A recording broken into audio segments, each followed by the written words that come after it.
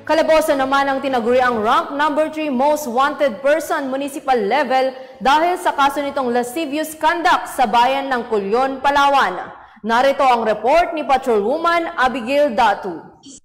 Tagumpay na operasyon ang isinagawa ng mga otoridad matapos arestuhin ang isang most wanted person sa kasong lascivious conduct sa Sitio Bintuan, Barangay Malaking Patag, Culyon, Palawan. Nito lamang ika-28 ng Abril taong kasalukuyan. Kinilala ang naarestong suspect na si alias JM, 24 na taong gulang at residente sa Sitio Bintuan, Barangay Malaking Patag, Culyon, Palawan na nasatalaan bilang rank number 3 most wanted sa municipal level.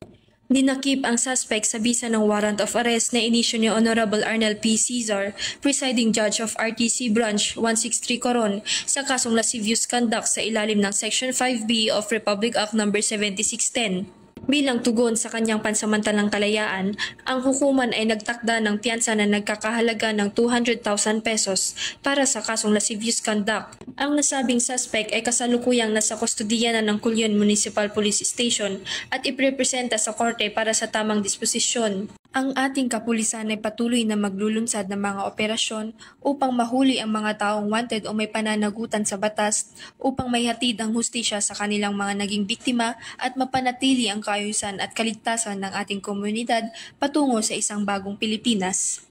Mula dito sa Calapan City, Oriental, Mindoro, ako po ang iyong Police News Network Correspondent, Patrolwoman Abigail Datu, alagad ng batas, pagkataguyod ng balitang pulis. Maraming salamat sa iyo, Patrolwoman Datu.